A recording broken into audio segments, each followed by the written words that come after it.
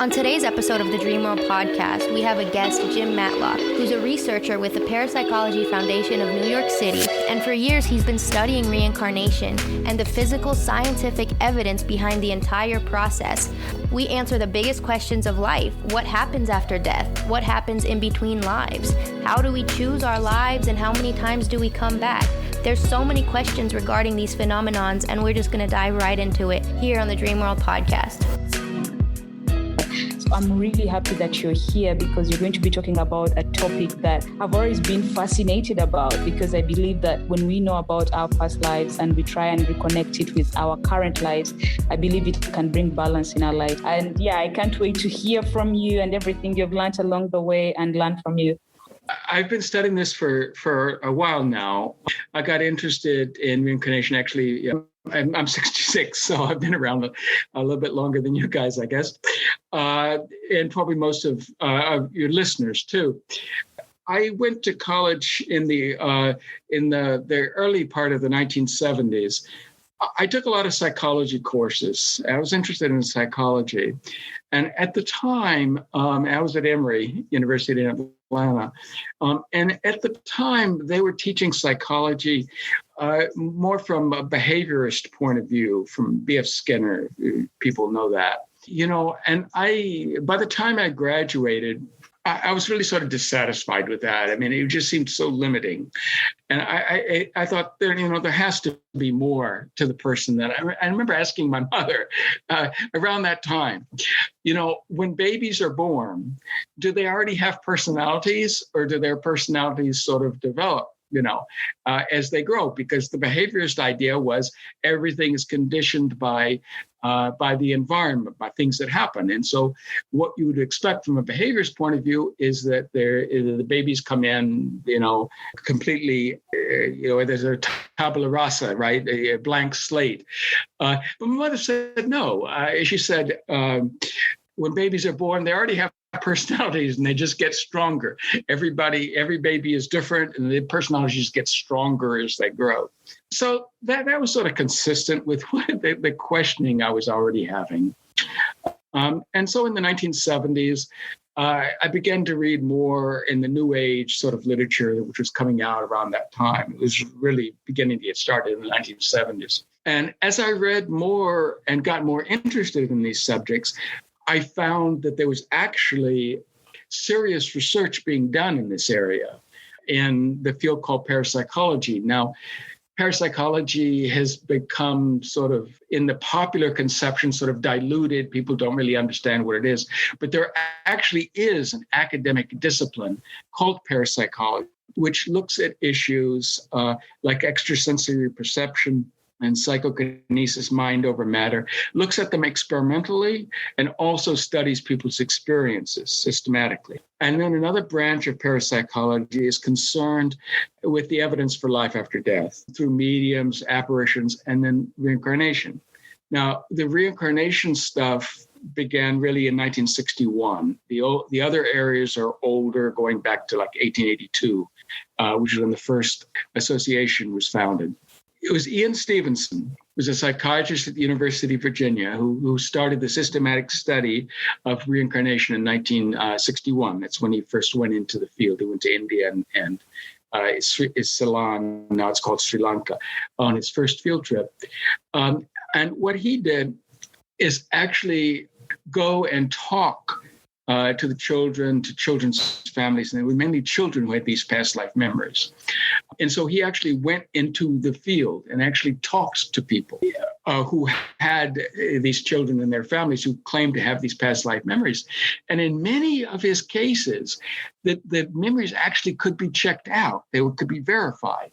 The children remembered things in enough detail and gave names of places, of people, that the people that they remembered having been actually could be confirmed as having actually lived and died in the ways that they said. And at that point, once they solved the case, that's the term he came to use for it.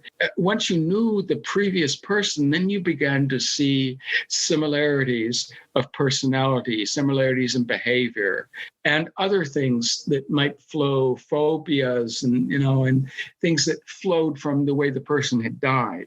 And so there were all these behavioral and emotional consistencies too. It wasn't just these memories. Then when I came to this in 1980, he had been doing this for about 20 years. And so he'd published some stuff. And I was very intrigued by it because, let's face it, if reincarnation is real, I mean, that, we have to rethink a lot of things. And so I was very intrigued by it. And, but the more I got into it, the more it seemed like there was really something here. And that's why I've stayed with it, because the more I've studied it, the more convinced I become. Okay. So yeah, do I believe in reincarnation? Yes, I do. But I believe in reincarnation on the basis of the evidence. I didn't start off this believing. I had a sort of interest, in it, but, in the idea of the possibility. But I became convinced through the data, through the research. Your story about reincarnation really fascinates me because I personally had a near-death experience in 2016, and I had an out-of-body experience, and I was seeing my body, and my spirit, and I knew I had to enter it. So, but sometimes when we go to sleep, there is a difference between dreams. You can see a dream, but then there is something sometimes that you see, and it's like a life you've lived, but you don't know when that was, but it plays out, and this is not just a dream because it feels so real, like you lived that life. So I think maybe it's memories we carry from our past, selves. Mm-hmm. So I guess since we're already interacting, what I would like to ask is, when you talk about when you talk about reincarnation, are you going for it in the more scientifically proven fact, or are you going to it in the spiritually ancient wisdom kind of fact? Where are you coming from on the subject? Are you coming from science and then fact, and this is what has happened, or more you leave room to spirituality and the mysteries that surround it? Well, there certainly is room for spirituality. I mean, we get into that, but I'm more on the scientific side. I mean, I start with the science first, and then try to understand what the science says about the spirituality. I mean, I'm not disinterested in the spirituality, but it's there. I mean, for me, it's more important to start with the science and to see what the science tells, and let the science then inform the spirituality, rather than starting with the spirituality and letting that tell me about what I should believe. So, I mean, I get to spirituality, but I start with the science.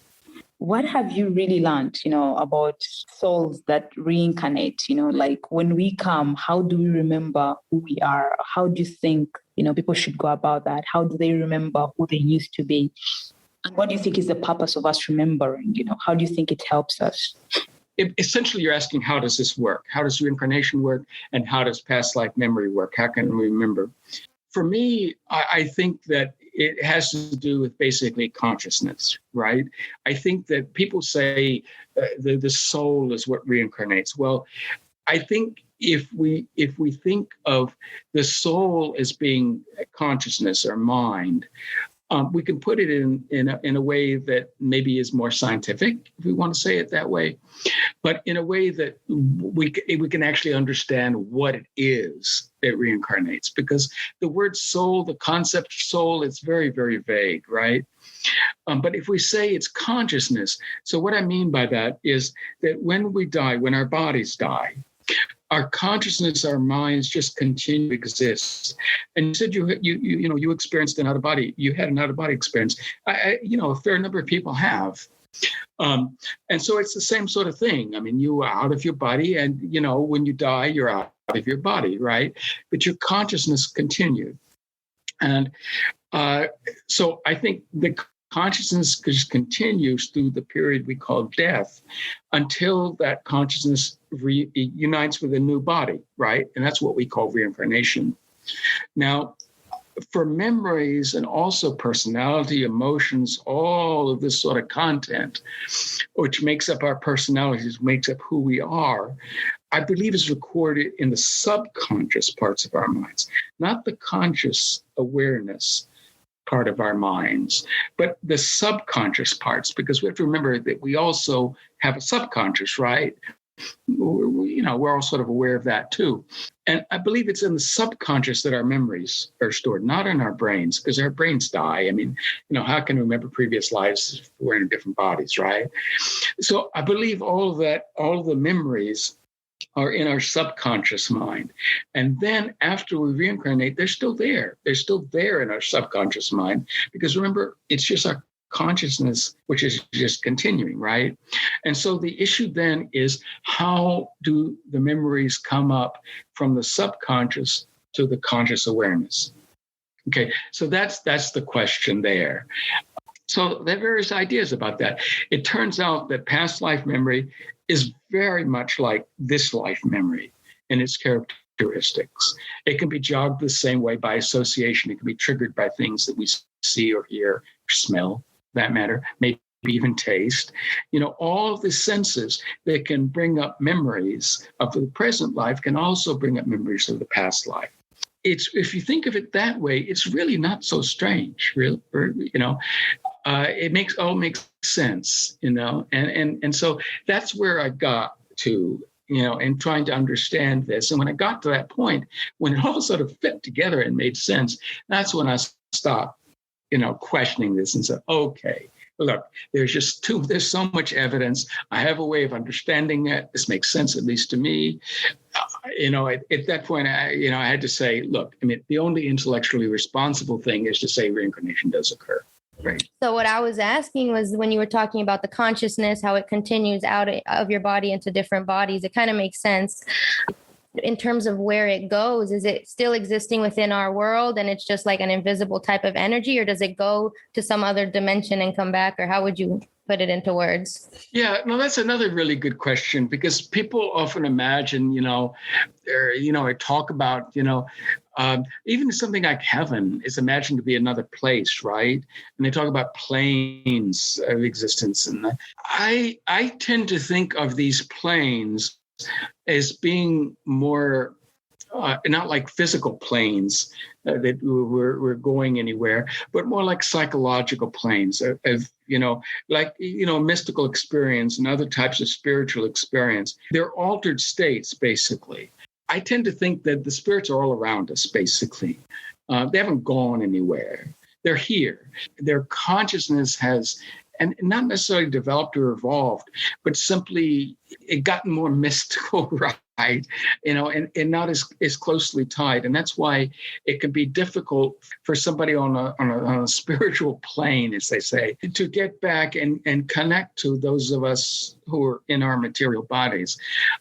But it can be done, and it is done. And this comes back again to the importance of extrasensory perception, because when you talk about out-of-body experiences, and you get the same thing with near-death experiences, NDEs will talk about seeing things in the operating room, seeing other things, and their physical senses at that point are closed down.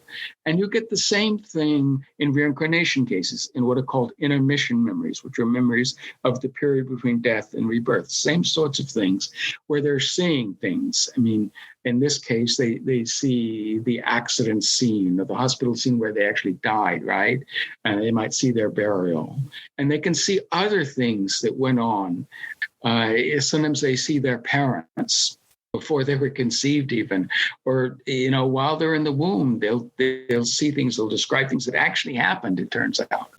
These sorts of veridical perceptions can't just be passed away. They have to be explained, right? They're real, they're not fantasies. We know they're not fantasies because they check out, right? So those are all examples of extrasensory perception. And it's that extrasensory ability there that allows the spirits both to communicate with each other, with other spirits, right? And also with living people, right? Sometimes through mediums, sometimes through dreams. And, it's very common in these cases for pregnant women to have dreams of their children. In the dreams, the children will give their identities, their previous identities, right? In the dreams, it's sort of a reincarnation dream. The reincarnating person saying, I'm coming to you. That's this type of contact then between the deceased person and a living person, that is carried out through these extrasensory ways. The extrasensory dimension is very important here. Most of the world is not really attuned to these things, not used to thinking of them in this way. But once we do begin to think of them in this way and realize how much evidence there is for all of this that I'm talking about, then it all falls into place. It fits, and at that point, it begins to make sense. So how do you think, like you were talking about the children who describe their dreams of their past life experiences and all that, I know there's so many cases around the world. And I also know that maybe in, on the Western side, maybe children, like parents don't pay as much attention to children's dreams as much as maybe on, the Eastern side of the world. How do you think that children that like grow up like with their parents paying attention to their dreams and talking about their dreams and like encouraging these talks of the past life experiences, do you think that those memories stay with us longer versus we just forgetting them? It does seem from cases that there is more retention. The memories do stay longer if the parents honor them rather than just putting them down. And also if a case can be solved. I mean, if the children remember enough details, either in a dream or a waking state, and because with children, it's often in the waking state that these comes. In adults, it's more often in dreams, but with children, it's very often these things will come in the waking state.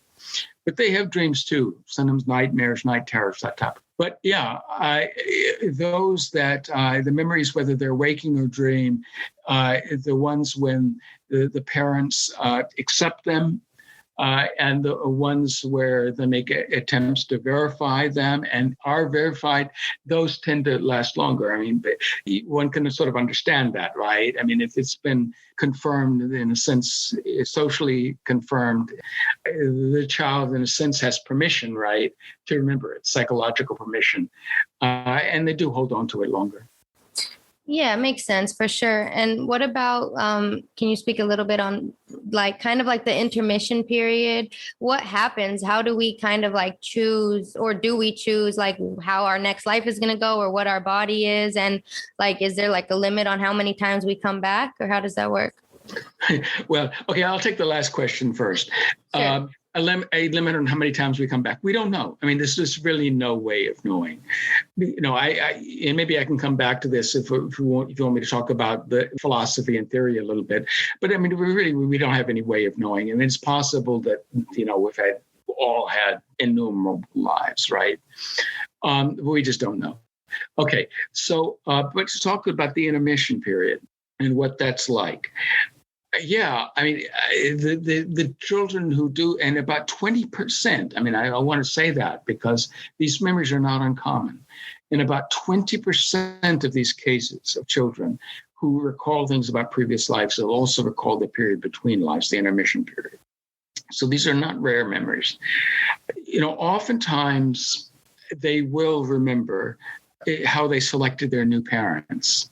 Sometimes the reincarnation is in the same family, in the family line at least.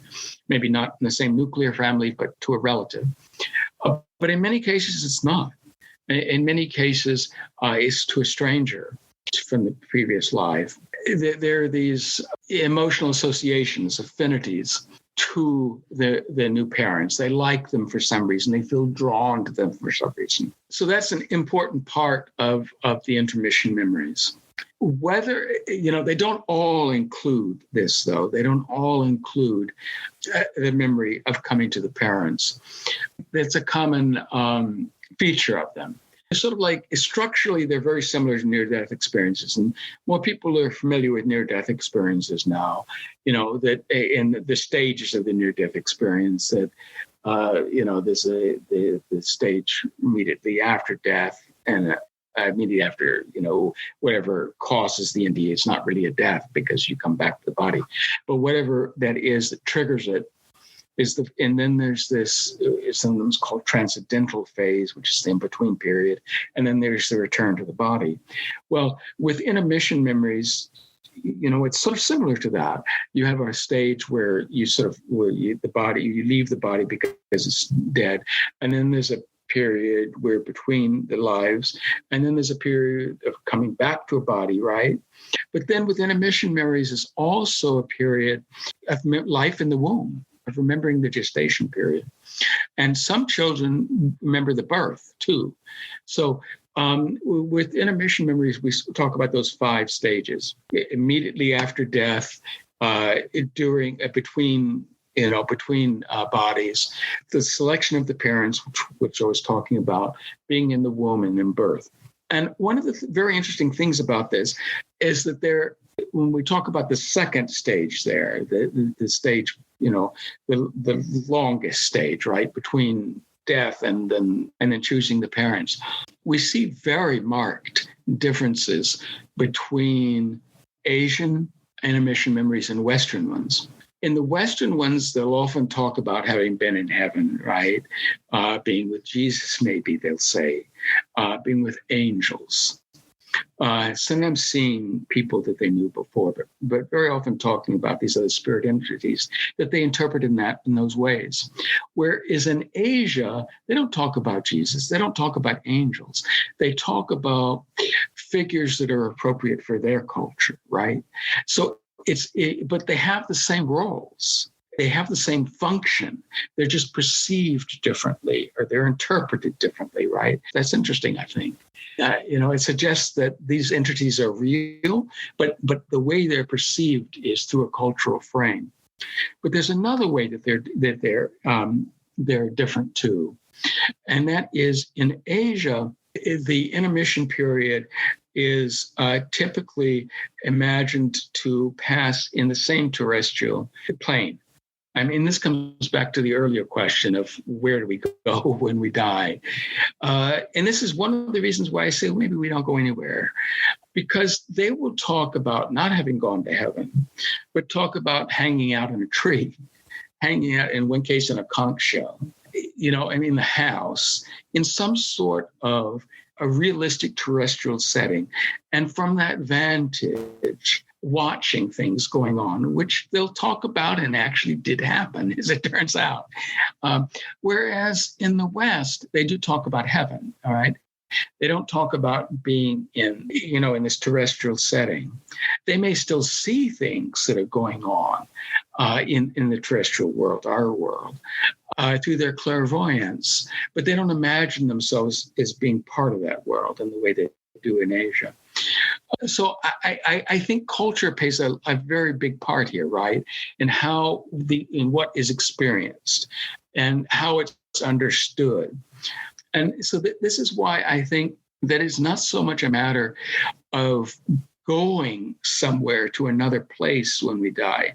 It's just a matter of changing our consciousness, right? Our frame of reference. It's altered states. I mean, we're going to different altered states, perhaps. The experiences and whatever altered state we happen to be in are very much influenced by our previous life, right? By the things we believed in our previous life, by our previous cultures. Those carry over, in our subconscious, in our minds. I mean, those just carry over and they influence our experience. At least that's how it seems to me. And, similar with near-death experiences, those also, there's a similar structure, and yet they vary quite a lot. And to a good extent, they vary according to culture. So it seems to be the same sort of thing. Dirk is a member of my Facebook group, Signs of Reincarnation. And for those of your listeners or either of you, if you're on Facebook, come to that group, Signs of Reincarnation. Okay, Dirk, you had a question for me. Oh, no. Well, I just wanted to add to what you were saying about the difference between Asia and the West in regards to what happens after death. And my wife is a medium, and my father died, I guess it was a couple years ago. And very soon after he died, he asked for permission to live in our basement. And he really wanted to clean up because it's such a mess down there. And then he decided to leave. So I don't know where he's at now. But I just thought I'd add to that, there's probably, people who die in the West who actually do hang out. Yeah. Don't go anywhere for a while, because never said anything about Jesus or heaven. I mean, he was an atheist. I mean, he never talked about spirit guides or anybody like that. He was met by his father, my grandfather. Uh-huh. You know, my grandfather had to show him around and explain how things worked in their environment. You know, like when he died, he had a very serious foot problem. He wanted a new foot. So, I mean, my grandfather said, all you have to do is wish or ask for it and you get it. And there's apparently that's what happened. My question is about planning. Is there any, how much evidence is there about planning for the future life in your data set? Because I'd like to know where I'm going in the future. And, you know, I'm 61 years old. I got maybe 20, 25 years left. And, you know, I was like, well, I got some time to plan, you know, for the future. And so what do I want my future to look like? Who do I want to be with? You know, what kind of life do I want to have? Is this something is there any evidence of people doing that in the record that you know of? Or maybe even from some other source? I don't know. I just was curious to see what you have. So I'll just shut up and listen. Yeah, I mean, that's a lot of people talk. It's a good question because a lot of people talk about this, right? I mean, it's sort of the idea that before we come back, we plan our new lives, right? Or we make pacts with ourselves, you know. Yeah, I remember my grandmother, I asked my grandmother while she was alive, you know, she was in Unity Church and she believed in reincarnation. I said, well, what do you want to learn? What do you want to do in your next life? She said, I want to learn how to swim. It's interesting that, you know, some people actually do have a plan besides just going to heaven and hanging out with Jesus. Right. Well, I think we need to separate the plans that are made before death and the plans that are made during the intermission. A lot of this talk about, you know, planning our lives and, you know, and so forth that you read about, hear about sometimes in the New Age type literature suggests that before we're reborn, we go for a tribunal, or anyway, we plan out our lives, we see them and all, and we do not see evidence for any of that.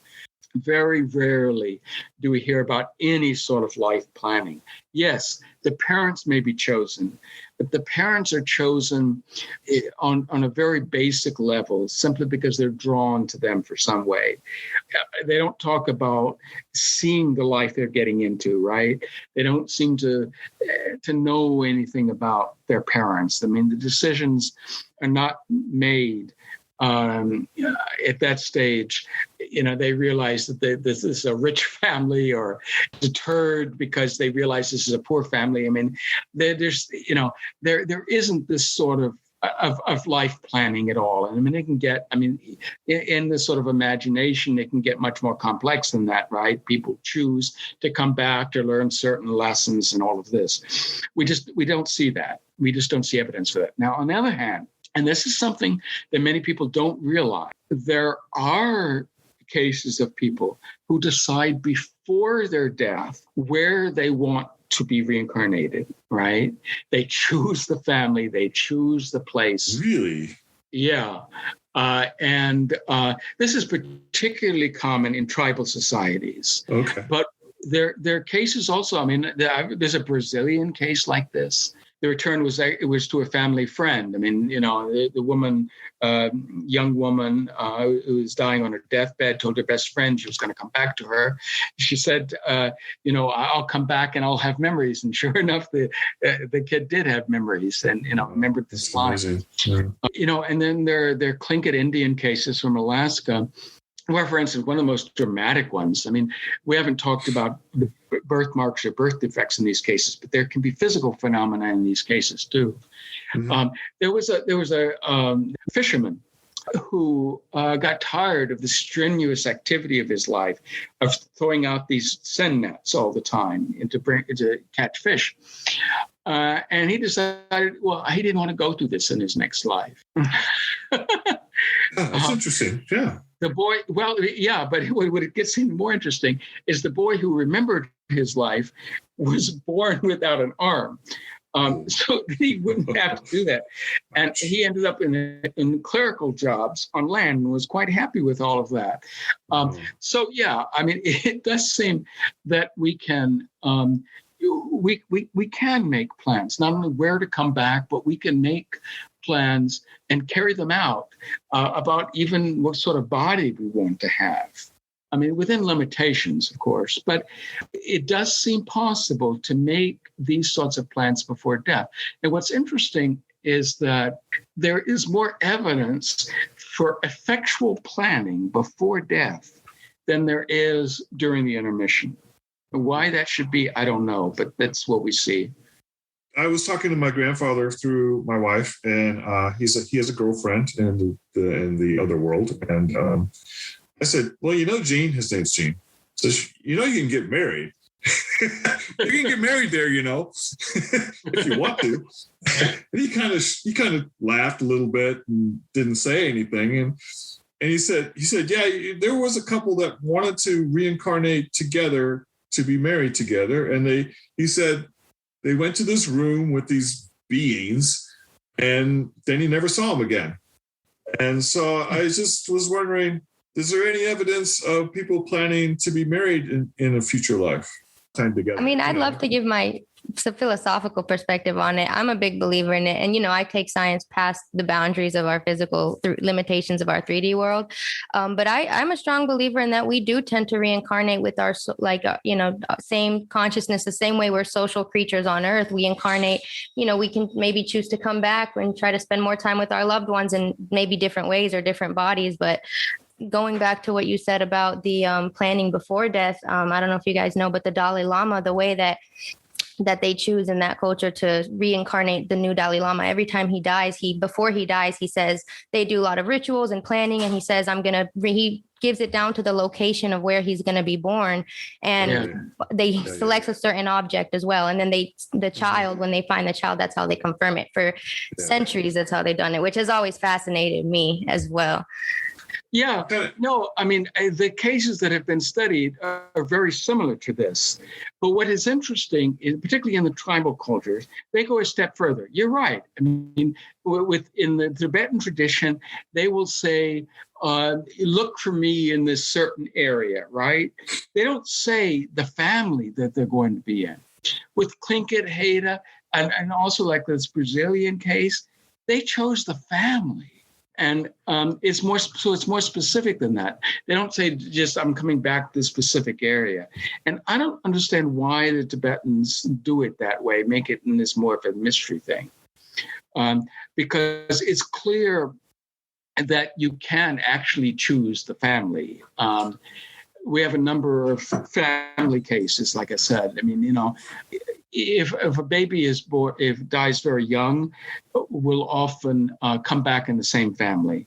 I mean, as long as the mother is still of childbearing age, it's very common for children to come back in the same nuclear family. And older people will come back to relatives. I mean, they'll come back as grandchildren, great grandchildren, or with some sort of So those sorts of links suggest that there is the capacity to select, because how else are you going to end up in the same family? Or even more to the point, acquaintances. If there wasn't something linking you to an acquaintance, why would it be the acquaintance? So how do we know this? I'm talking about cases that have been verified. I'm talking about solved cases where the children grow up actually saying things and giving some sort of evidence to their behaviors or, physically or something like that, in addition to their memories that they actually were this person. There's a twin case where a couple in Burma, a married couple, came back as twins. And there is either Thai or Burmese case where a couple and actually their children were killed in the same night. Children who remembered both of the father and the mother, the couple, were reborn around the same time. He was sort of interested in getting back with her, but she was not very interested in getting back with him, and then they came back. In principle, I don't see why couples could not decide to be, reincarnated in the same area independently and then meet up again. But I don't think we have a case like that. Yes, that's right. Hello, Jim. Hello, everyone. I have actually two questions, Jim. You said that it's very common that even grandparents do reincarnate in the same family as as children, but we also have a lot of cases where the reincarnation did occur in other families. I have been reading a lot of the Druze cases. They are very interesting. How come that they do reincarnate in other families than their own, even when they didn't have any problems with their previous family? We see also some cases where the person who still has feelings for his previous family. I think it's a good question, and I don't know that we really know the answer. The percentage of family cases versus stranger cases varies cross-culture. In tribal societies, particularly those with lineal structures, they trace the kinship to the father or the mother exclusively. Those societies, they tend to be almost 100% cases in the family. In most other societies, it's a lot less than that. In India, it's only like, I think, 14% or something like that are family cases. I think in Lebanon, where the Druze live, it's similar. It's low like that. So how come? In Europe and the States, there's a higher proportion of family cases, but a lower proportion of overall cases that are solved. It may not be that there are more family cases in the West.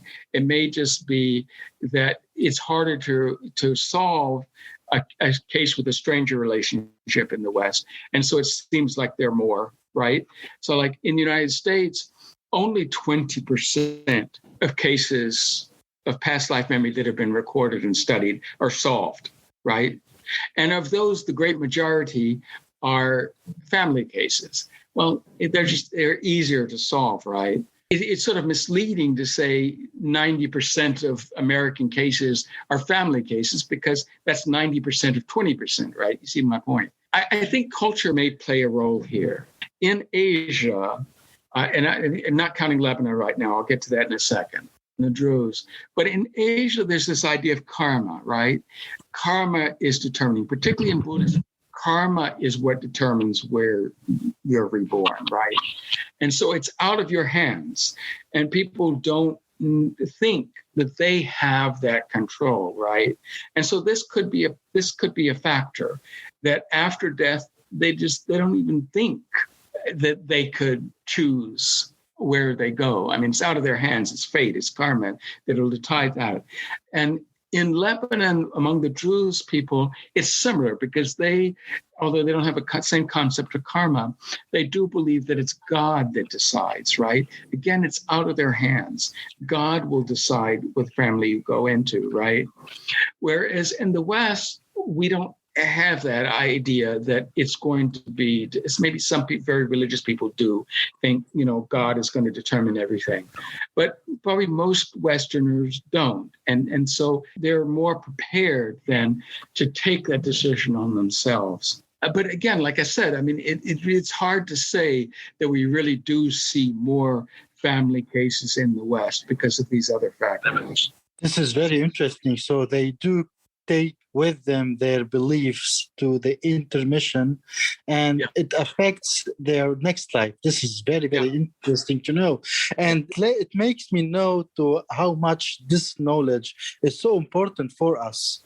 The second question I have, if a grandparents wants to reincarnate in their own family line, and there is no children to be reborn for that moment, do you have any data that the grandparents can wait for years until there is a child, there is a pregnant woman or anything to be able to reincarnate? Yeah, no, that's another very interesting question, a very good question too. The period between lives, the intermission period, is not fixed in length. It can vary from very brief, mean, I'm talking about a few days, 2 or 3 days in some cases. And in principle, it could be immediate. But the shortest in that we have in cases, verified soft cases, is 2 or 3 days, up to seemingly hundreds of years. But now, when it gets longer, in these longer intermissions, we can't be sure that they're not in immediate lives that are not recalled. The median intermission length, cross-culturally, globally, is only 15, 16 months. The majority of cases that make that up, though, are Asian or Middle Eastern. When we get to Europe and the States, the Western cases, the intermissions tend to be longer, and the median intermission in stranger cases, it's a little bit shorter in family cases. In Western stranger cases, it's more like 25 years. So a big difference then between the median intermission length, in Asia and the West. That doesn't mean you don't find very short intermissions in the West, and you don't find longer intermissions in Asia, but it's just on balance, the median, I mean, there are a lot more shorter intermissions in Asia. There is this variability to work with, right? Since one doesn't have to be reincarnated immediately upon death, one can wait, right? We're getting into some really crazy stuff now. But yes, there are cases, and not just a couple of them, there are quite a number of cases where the incoming spirit seems to have decided when it wants to be reborn. And in fact, it can engineer parents getting together. It can engineer things like condoms breaking. It can, there are cases of overriding tied fallopian tubes, overriding vasectomies. So if a spirit really wants to be born, it will be born no matter what obstacles are put up. It clicks in my mind is astrology. I mean, for people who do or don't believe about astrology, the belief that we have here in the West typically of astrology is that you are the way you are because you were born at a certain time. I like to flip it around and say we were born the time we were born because of who we are. In other words, we can only be like corn. You can only plant corn at a certain time of the year, right? So my belief anyway is that we can only be born. So that person wanted to be born at a certain time. That sort of begs the question about, is astrology actually something? Is there some kind of astrological aspect to their timing of their birth? Yeah, I have a little story, a personal story about my family. And I mean, I believe in astrology too, but that's just a side note. So my grandfather, before he died in 2005, I think, and he really loved life. He wasn't really ready to die. He just enjoyed his life. And so he used to tell my dad all the time, like, if I could reincarnate into the family, I will. Like, I will.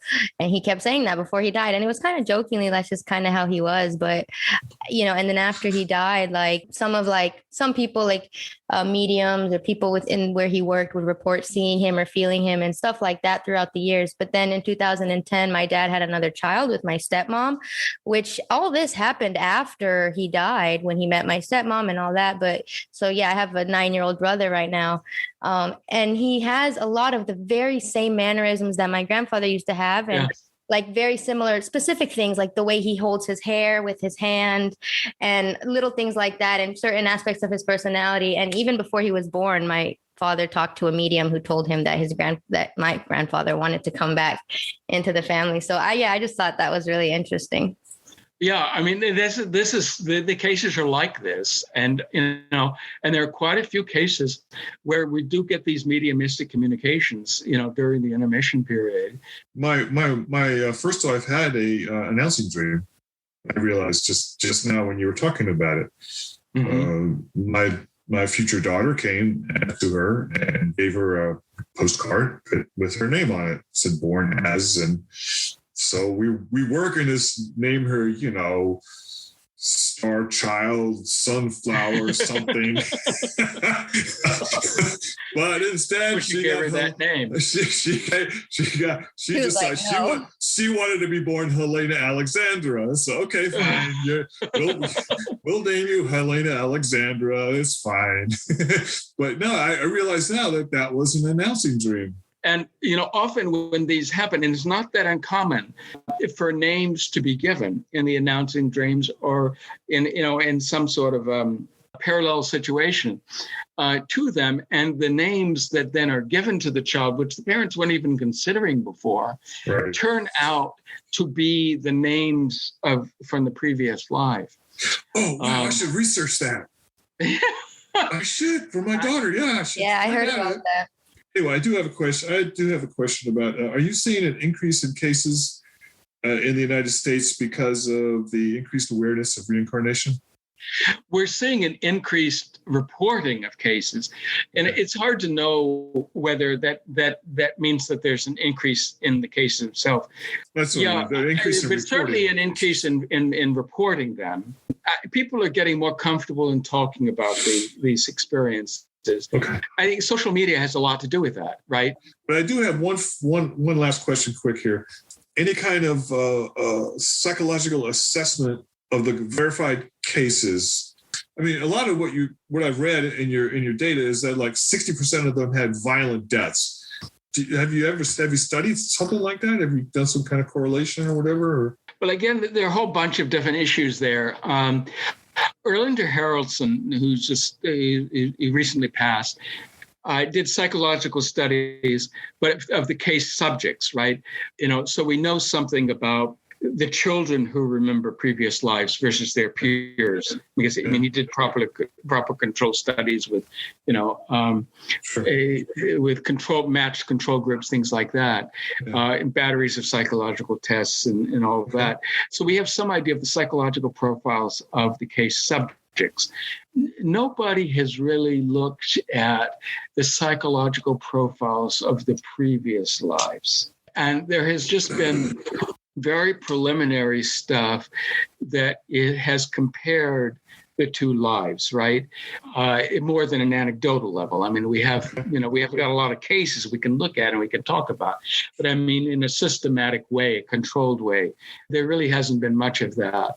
There was a Sri Lankan case of a boy who was born with a badly deformed, very much truncated right arm. And he recalled having been a man who had gotten upset with his bride and had killed her because she tried to back out of the marriage commitment. I can't really blame her. She probably had the right idea, but he killed her. He was hung for that. He remembered that and was felt very guilty about it. And it bothered him for a very long time before he was able to work through that.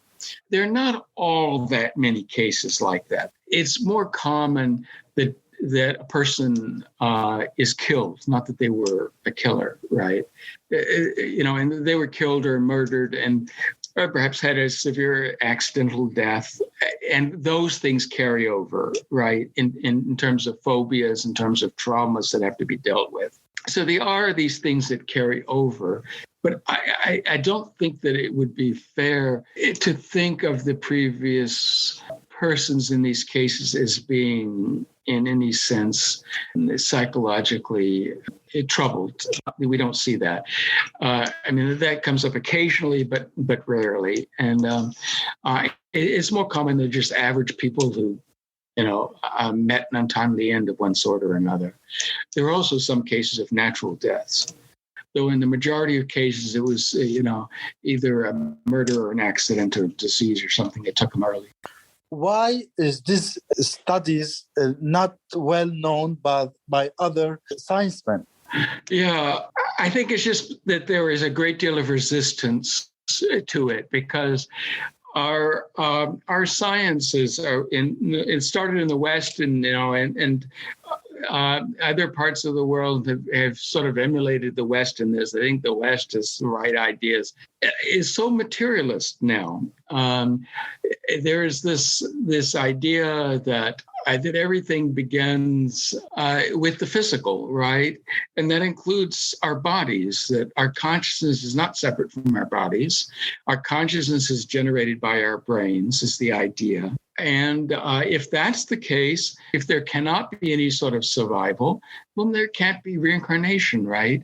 So the whole issue then is sort of foreclosed by this materialistic mindset, which is so fundamental to our sciences now. But the remarkable thing about this is that quantum mechanics, it threw a wrench in all of this. Back before quantum mechanics, and quantum mechanics came in the beginning of the 20th century. I mean, it's not new. So we've had it more than a century now to get used to the implications of this. So we're not living in a Newtonian world anymore, right? And there's really no reason to think that the world has to be materialistic anymore. And yet, the majority of scientists still hold to the materialistic point of view. There's still a lot of scientists who, even with quantum mechanics, will try to find interpretations that do not, lead to consciousness being independent of the physical. Although that is the easiest way to understand quantum mechanics, and that was what was understood by the founders of quantum mechanics, is that consciousness is separate from the physical, and that consciousness is important. It has to be separate in order to make the quantum theory work. There are more and more people, philosophers, neuroscientists, psychologists, biologists, who are beginning to question materialism, particularly, I would say, in the last 20 years or so. And so things are breaking down. I mean, the scientific materialist, worldview is being challenged now on several different fronts. And we can see this changing. Science does change. When I was in high school, there were still debates about plate tectonics and continental drift. That back then, that was still a pseudoscience. In the 60s, it was still a pseudoscience. And now it's basic to geology because they understand how it works. They found the mechanism. And I think until we have a really acceptable theory of survival and reincarnation, that's going to continue. But part of that is that materialism has to break down. People have to become aware that the materialistic worldview, it's a philosophy. I mean, it's not fact. And they have to begin to be aware of all of the scientifically collected data. But at this point, so much that's in parapsychology and, particularly in reincarnation studies and survival and all that, is just dismissed. It's just dismissed. They don't pay any attention to it because they're sure that it cannot be right. And therefore, they don't even bother to look at the data. Okay? So it's not just that the data is not well known. They may know that there is this data out there, but they're so sure that there's nothing to it, they won't bother even to look at it. There's this saying that science advances one death at a time. It may take more than one death at a time, but it advances over the generations at that speed. It takes younger people who think in different ways, who have new questions, who are not so scared of looking at the data, not so sure of themselves, who then can bring new ways of thinking about things into the scientific arena. And this I see happening. I teach an online course also called Signs of Reincarnation. And I get a lot of students, grad students and even upper level college students. I'm hopeful that we're beginning to see this change now. And with this, your generation, for many of you, and the next generation coming up, I mean, you're already showing, that you're open to these ideas, and that this is what is going to change. My generation is hopeless, but the next generations are not. I mean, and that's when things are going to change. Yeah, the times are definitely changing. I can definitely see that, and science just changes, even in my own lifetime. Like like there's been so many changes and updates and advances you constantly have to know. And that makes me, I wanted to ask you what types of experiments and like, where do you see that going into the future? I know there's like a budget and an interest that maybe still is not there, but what is like the future for the research in terms of like, how can we keep experimenting this from like a scientific point of view? Right. Yeah, well, we need to. Well, there are a couple of things we need to do. At this point, I would say the bulk of the research is still case studies, which is a problem because for many scientists and philosophers or scientists, those are just anecdotes. Even though the type of case studies that Stevenson did that are done in this are not just going out and collecting stories, right? They're actually researched. So they go out and they talk. Like I was saying at the beginning, Stevenson went out and talked to people. He talked to all firsthand witnesses he could. He collected lots of documents. He backed up everything he could. So they're not just. So his case studies are not just anecdotes. They go beyond that, and yet they still tend to be dismissed as anecdotes because they're not laboratory based. It starts with the case studies because the case studies give us our data, but then we need to move beyond that data to an analysis of patterns. And we've done that, okay? Then we need to take those patterns and develop a theory and begin to develop hypotheses. And that's the stage we're at now. And then once we have those hypotheses, then we can go into the laboratory and start exploring in the lab. And then other scientists will take us more seriously. There are a number of laboratory studies that would be very interesting to do. Some things in neuroscience, for instance. I mean, it'd be very interesting to do neurological studies looking at people with past life memory, okay? Looking at how similar the patterns of past life remembering is to this life remembering, right? Because we can see that the brain lights up in different places if somebody's actually remembering something versus fantasizing. Well, it would be very interesting if somebody having past life memories is more like memory than fantasy. Now, wouldn't that be interesting? But so that's one type of study that can be done. Another type of study that would be very, very interesting to do, and Stevenson proposed this, but it never really happened. And I've mentioned, but we've touched on some of the physical things. But some of the physical things, I mean, they're pretty crazy stuff. Like the birthmarks. If somebody is shot, there will often to be two birthmarks, one for the entrance wound and one for the exit wound on the back of the body. The body will have two birthmarks. And what Stevenson wanted to do in those cases is do imaging studies inside the body to see whether not only the birthmarks, but whether they're internal, so we say internal birthmarks, whether they're internal tracks through the body. One reason to expect that, and we can hypothesize that, you see, we can hypothesize it and then go look and see whether that hypothesis is confirmed or not. There are a number of cases where we do see internal issues. We do see diseases. For instance, there was this is an American case, a man, an off-duty policeman who was working as a security guard. Maybe he was a retired policeman, then he was a security guard.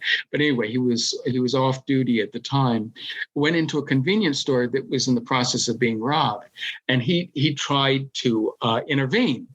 But he didn't realize that there was more than one person involved in this, and he got shot in the chest. The child was born with very severe heart conditions, kind of issues that if he had not been in the States or Western Europe would not have survived, if you didn't have modern medicine and be able to immediately treat these sorts of things. This is the sort of thing in the past the person who would not have survived. But the child, after you're born, had severe heart disease, right? Very much mirroring, what had happened to, and this is a family case, I believe it was a grandfather or something like that, a couple of generations back in his family. And we can get, in these kinds of cases, we get medical documents on both sides. We get medical documents for the previous life. We get medical documents for the for their current life, and we can match everything up. So there is reason to think that in other cases, there are going to be these physical traces. Well, if there are, that's the sort of thing we can investigate, right? We can hypothesize that on the basis of the data that we've already collected, and we can go and look for it and confirm or deny it, right? And that's the sort of thing that we need to begin to do to put this on a more scientific basis. But we're just now getting to the point where we can do that, because like I said, it starts with the cases, and then we have to analyze the cases, look at the pattern, and then once we have the patterns in place, then we can start working on theory, developing hypotheses, and then the next and last stage is testing. The idea came up about the possibility that at least some or more of the birth defects that children are born with is related to past lives. Yeah. I mean, it kind of begs the question, why would they have a birth defect if everything else was, kind of normal with the gestation, the pregnancy period, and both the parents are normal, there's no genetic abnormalities going on or whatever, and they suddenly have a child with a birth defect? If there was a really great way to ask the child do you have a memory from a past life or whatever, I mean, to actually uncover that, if there was some kind of objective technique to uncover the memory, then you could confirm it. But I mean, obviously you can't. I mean, it kind of does beg the question, are birth defects the result of, or the majority, or some of them at least, a result of past life traumas? When we can rule out genetics, or we can rule out, things that happened during gestation, if we can rule all of that out, it is fair to wonder, because we do have a lot of cases where birth defects are related to past life memories. I mean, and there are enough cases like this that we can see that link. When you can rule out all other causes, it is fair to wonder. Obviously, you can't do more than just wonder unless you have, something to back it up with. But I think it is fair to wonder. Yeah, it makes me wonder too if skills and other things like that carry on as well, other than the traumatic parts of it. I guess maybe that goes into the karmic stuff, but I definitely wonder a lot. No, it doesn't get into karma. Well, it depends on how you define karma. I like to use the term processual karma as opposed to juridical karma. The Asian kind of karma is more juridical, right? I mean, it's a judgmental karma. It's we do certain things, and that our karma is derived from the things we did before, right? It's this moral tit for tat sort of thing. Whereas the processual kind of karma is not karma in that sense at all. It's simply carryovers. And processual, by that I mean, it's just a process, right? And the whole process from death to rebirth. And when we look at it that way, I mean, if you're talking about karma that way, if we're simply talking about carryovers like that, and none of this moral stuff, that what we go through now is due to what we did before, something like that. Blavatsky had this idea. She's the woman who developed theosophy. She talked a lot about karma, and she had this parable of a medieval prince. He murdered a lot of people, basically. He was not very kind to his subjects. He slit the throat of someone. As a consequence, some centuries later, and according to Blavatsky, reincarnation is some centuries later, and doesn't always occur on Earth. And here's another thing you see. It comes from Blavatsky, this idea that we don't have to reincarnate on Earth. That also comes from theosophy. So basically, he was reborn, and then began to develop throat disease, and got to the point where so what he did then redounds on him, right? And so he develops his throat disease because he cut somebody's throat, that type of thing. Whereas what we see in the cases is not, now Wijaratni, who was the boy who killed his bride and was born with a stunted arm, that's a very unusual kind of case. More often, there's I believe he was Turkish boy who, as a toddler, as toddlers will sometimes do, stuck his hand in a fodder chopping machine, and his fingers got chopped off. In his next life, he was born with his fingers chopped off, things like that, okay? Or a person is murdered in a certain way, that injury will show up either as birthmark or birth defect in the next life. So it's not the perpetrators of the crimes who bear the effects. It's the victims, right? Which is totally different from what Blavatsky said. It's totally different from karma theory, traditional karma theory, right? So, but if we think of our experiences conditioning what happens to us, which is what processual karma is about. What happens to us can carry over. Yeah, it makes me wonder what my birthmarks are about, because I have some birthmarks. I don't know what it is. What does your birthmark look like? Because in the reincarnation cases, the birthmarks are usually very specific. I mean, they're in the same place and they have the same look, same appearance, often sometimes the same color. So I actually have two very distinct ones. One is on my foot. It's pink. It looks like a hematoma kind of, but I've had it my whole life. It's like a pink little shape. It looks like, I don't even know, like a random shape. It's on the bottom of my right foot. Amina, I have also one on the bottom of my left foot, and it's pink. Okay, yeah, bottom of the feet, that's an unusual place for a birthmark to be. However, it is a common place to mark bodies. This whole thing, when we get into reincarnation and all this stuff, I mean, it just really gets crazy sometimes. There are what are called experimental birthmarks, okay? This is Stevenson's term for them, experimental birthmarks. Basically what it's about is cadaver mark. A deceased body is marked with the idea that the mark is going to show up as a birthmark on the next body and allow tracing of identifying of the next life, right? These marks are often put in inconspicuous parts of the body. I mean, the soles of the foot, for instance, they can also be in parts of the body like arms or something, or back of the neck, or that's normally covered by clothing, so it's not too obvious. I mean, it's very rarely are these marks made in an obvious way. That's the first thing that occurs to me. Now, the whole practice of cadaver marking is much more common in Asia than it is in the West. There are things like this that are reported in the West and Africa. They're most common in East Asia, but a big area. I mean, all the way from India to Japan, and from Thailand to Mongolia. I mean, now it's probably a very, very old tradition, and there's no reason why other cultures could not have thought of this too. Like I say, we find some of this in Africa and occasionally in other places. So, but that's what birthmarks on the sole of the feet remind me. And Fadi, you said yours was pink. There's an experimental birthmark that was pink, that was produced by pink lipstick.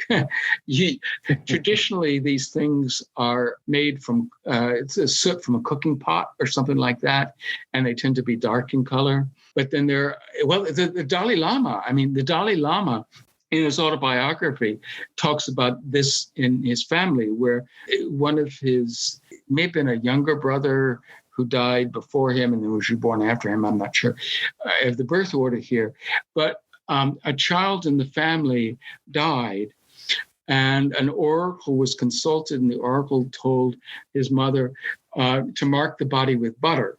The child would be returning in the family, and you can know. And in that case, the birthmark was very light. It was lighter than the skin. But so in this case, they made the birthmark with red lipstick, and the corresponding, they made the mark with the red lipstick, and the corresponding birthmark is red. So, wow, interesting. I want to get back to your story about the prince, the theosophy. We basically continue on into the next life with our same ego and all the other things. So this prince who was a perpetrator would reincarnate. And so what is your data suggest about like perpetrators besides the one that had the T-formed arm, I mean, which was unusual? Were there other perpetrators of crimes and other things? And was there any kind of physical consequence for them afterwards, or psychological consequence, or, some kind of problems that they had afterwards, or what? I know the guy that had the arm didn't he have schizophrenia and stuff? He had to go. Yeah, he was diagnosed with schizophrenia.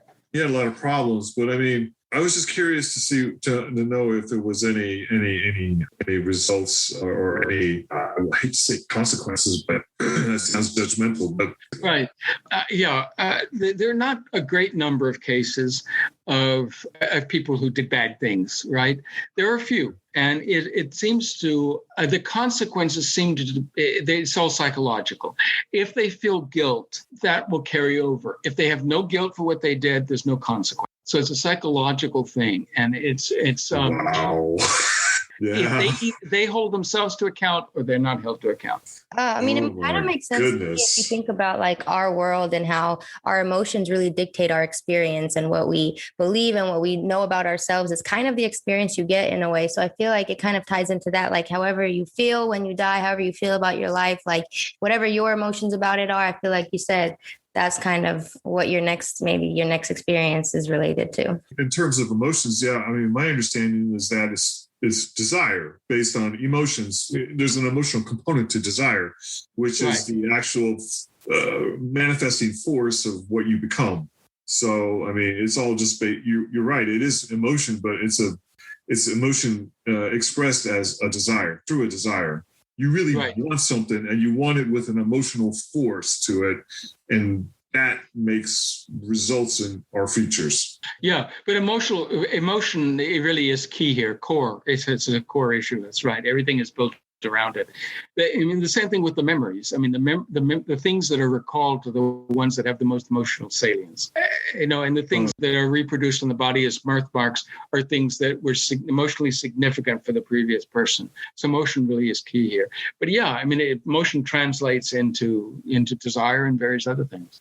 I can say in my experience that recollection of past life stuff has been really great for me becoming a more mature person. For example, in my case, I'm aware of dying in World War II in an accident.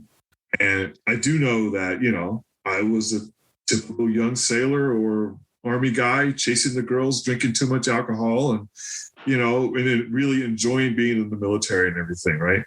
And so I'm born into my dad, who's exactly the same way. Mm-hmm.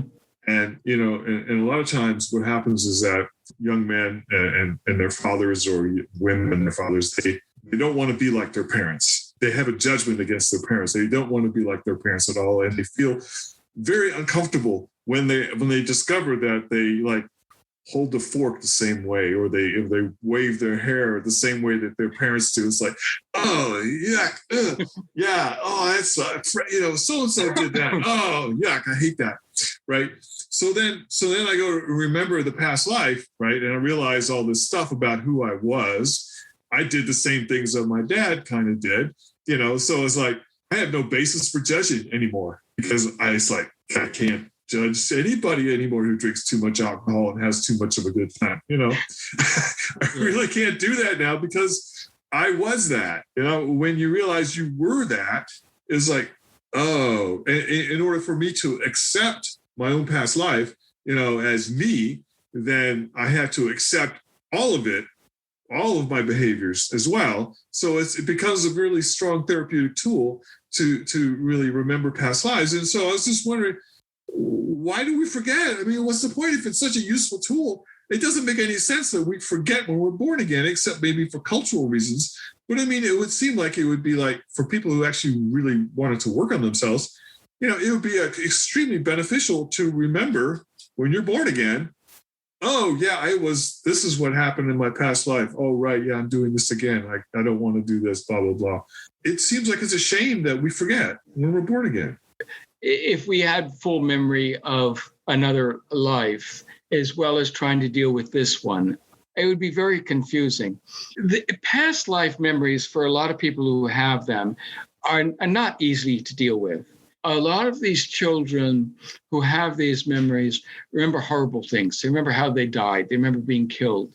They experience a lot of trauma because of that. So a lot of these memories are things that, and particularly when they stay with people past childhood, they're just it's very difficult to deal with them, all right?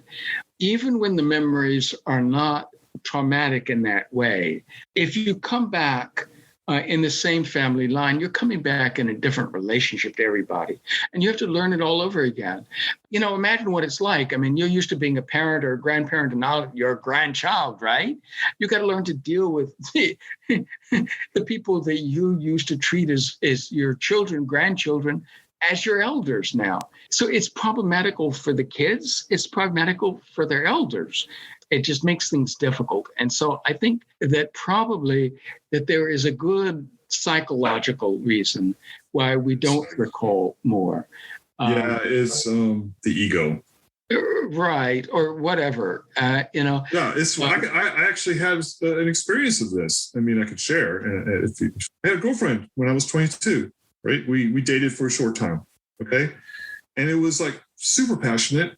And then, boom, it was over, very, very suddenly. And then I move on, and this was in a different country. I met her in a different country. Then I came back to America, and I had no idea what happened. I couldn't, and I was still like psychically attached to her and stuff. And then I told myself, or my ego told myself, a story about what happened and why that made it all go away. It all disappeared. It became okay. It became like, oh, it's no big deal. Fast forward 40 years to like last December, when I'm really digging into this, I realized that my ego had told me a lie. It wasn't true. That I had believed this lie for 40 years. So when they say, I guess in psychology, I'm not a psychologist, but I guess they say stuff like, the ego protects you from certain things and stuff or whatever. So my belief is that the ego of the child just makes up a story to make the past life go away. Their ego just makes up a story and says, oh, that's not important. Bye, gone. And the memory is just gone. The judgment from the ego puts up a wall. It's like it's a different story. It's a completely different thing. They'll just say, oh, that was just a fantasy or whatever when I was a child or something. I believe that's how a lot of us probably forgot, is because we couldn't, like we were talking about, they couldn't deal with the dichotomy of being in a past life and this life at the same time, and the memory being so intense. And yeah, I think that's part of what the function is, because I know for myself that I have actually uncovered the lie, at least in a few cases. So I know that the ego lies to me. It makes up stories. Unfortunately, it seems like it actually also covers up past lives. Yeah, I mean, I think I think you described the process very well, but I think it goes on unconsciously. It's been really fascinating talking to you guys. I think we can close it out soon. It's been a while, but it's been amazing. I think, like we said earlier, these things is a lot of resistance, even though there's so much proof and evidence. And I just think that's crazy. So I feel like, through podcasts and through you, Jim, doing what you do, like slowly the world is catching on. And I think that's really a beautiful thing.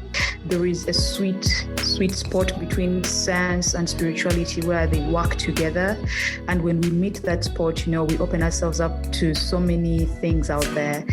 The past lives, when we remember that, sometimes it's not just to know, it's to reconcile, because in one lifetime you could have been a doctor and you were serving, you were helping people, you're giving yourself to the people, and in this lifetime you're something else and you're supposed to live, love yourself in this particular lifetime. So we come back to learn lessons, we come back to practice the lessons. If in one lifetime you are used to someone taking care of you, in this lifetime you are here to learn about taking care of others.